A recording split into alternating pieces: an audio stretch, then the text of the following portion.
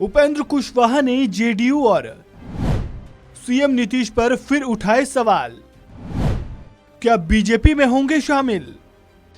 उपेंद्र कुशवाहा मौत कबूल कर सकता है, लेकिन भारतीय जनता पार्टी का सदस्य इस जीवन में तो नहीं ही बन सकता है। कंफ्यूजन की स्थिति है कि आखिर क्या है डील। आरजेडी के लोग कह रहे हैं कि डील हुआ है, और जब डील हुई है तो उसके हिसाब से राष्ट्रीय जनता दल के नेता को ओथ दिलाइए। पार्टी को बचाने की कोई मुहिम चला रहा हो, इस बात के लिए कोई पार्टी कार्रवाई करती है क्या? पार्टी के खिलाफ कोई बात हो तब पार्टी कार्रवाई करती है। तो मुख्यमंत्री जी ने अपने आसपास ऐसा पर्दा डाल लिया है कि सही बात उन तक पहुंच ही नहीं पाती।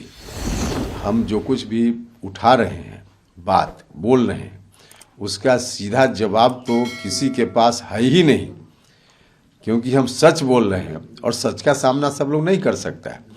तो जब जवाब नहीं है तो अनर्गल बात लोगों को बोलना है, कुछ तो कहना है ना। तो उस तरह के लोग बीजेपी की बात कर रहे हैं कि हम बीजेपी के संपर्क में हैं, या और तरह की बात वही लोग कर रहे हैं जिनके पास कोई जवाब नहीं है। देखिए, कुछ लोग तो बोलने वाले यहाँ तक बोल देते हैं कि उपेंद्र कुशवाहा भारतीय जनता पार्टी में शामिल हो जाएंगे। हमने कई बार कहा है और फिर हम उस स्टैंड को आज भी दोहरा रहे हैं। उपेंद्र कुशवाहा मौत कबूल कर सकता है, लेकिन भारतीय जनता पार्टी का सदस्य इस जीवन में तो नहीं ही बन सकता है। साथ ही भारतीय जनता पार्टी का जो नीति सिद्धांत है, उससे भी उपेंद्र कुशवाहा कभी इत्तेफाक नहीं रख सकता है, सहमत नहीं हो सकता है। जिनको जो कहना हो कहते रहें, लेकिन हमने अपने पूर्वजों से जिन विचारधाराओं को सीखा है, उसके आधार पर हम राजनीति करते हैं और उसी के हिसाब से हम जीवन भर चलेंगे। यह बात बिल्कुल क्लियर सब लोगों को समझ लेनी चाहिए। आम जनता में पार्टी के जो लोग हैं, नेता कार्यकर्ता हैं, उनके बीच में एक कन्फ्यूजन की स्थिति है कि आखिर क्या है डील। आरजेडी के लोग कह रहे हैं कि डील हुआ है, और जब डील हुई है तो उसके हिसाब से राष्ट्रीय जनता दल के नेता को ओथ दिलाइए। मुख्यमंत्री जी आप जाइए, निकलिए, हटिए।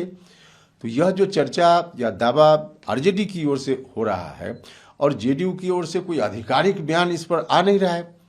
अगर नहीं डील है तो राष्ट्रीय अध्यक्ष जी को या मुख्यमंत्री जी को साफ साफ बताना चाहिए कि ऐसी कोई डील ही नहीं हुई है, या डील हुई है तो वह भी स्पष्ट हो। तो यह जो कन्फ्यूजन की स्थिति है, जिसके चलते लोगों के मन में समझिए कि एक तरह से दहशत का माहौल है। तो मुख्यमंत्री जी ने अपने आसपास ऐसा पर्दा डाल लिया है कि सही बात उन तक पहुंच ही नहीं पाती, और एक तरह से कहिए कि खुद भी नहीं चाहते हैं कि सही बात पहुंचे उनके यहाँ तक। तो जब सही बात नहीं पहुंचेगी तो फिर हमारी बात को कैसे लोग नोटिस में लेंगे? तो मुझको लगता है कि मुख्यमंत्री जी की ओर से बहुत सकारात्मक नहीं होना, उसका एक बड़ा कारण यही है कि जिस तरह से मुख्यमंत्री जी घिर गए हैं आसपास में लोगों से, तो वहाँ तक उन तक सही बात नहीं पहुँच पा रही है। सही दृश्य उनको दिख ही नहीं रहा है। रोज पार्टी बर्बादी की ओर जा रही है और उनको लग रहा है कि सब कुछ ठीक ठाक है।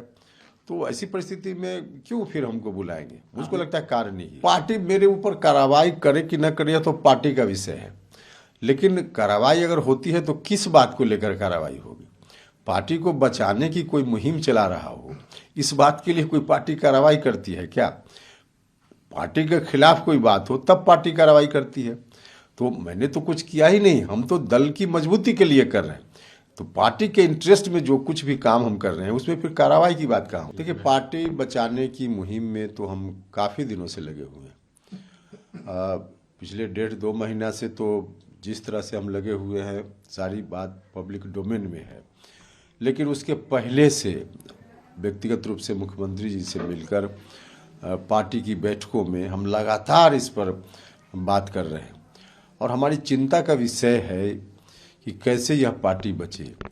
क्योंकि यह पार्टी समता पार्टी के समय से शुरुआत हुई, और तब से लेकर जो गरीब गुरबा लोग हैं, शुरुआत में लव कुश, फिर अति पिछड़ा समाज के लोग, दलित महादलित समाज के लोग, माइनॉरिटी समाज के लोग, और फिर जो सामान्य जात के लोग हैं उसका भी एक बड़ा सेक्शन, सबका समर्थन रहा है। और सब लोगों के मन में आज यह बात चिंता के रूप में आ रही है कि जनता दल यूनाइटेड जो उनके अरमानों की पार्टी है, बर्बाद होते जा रही है।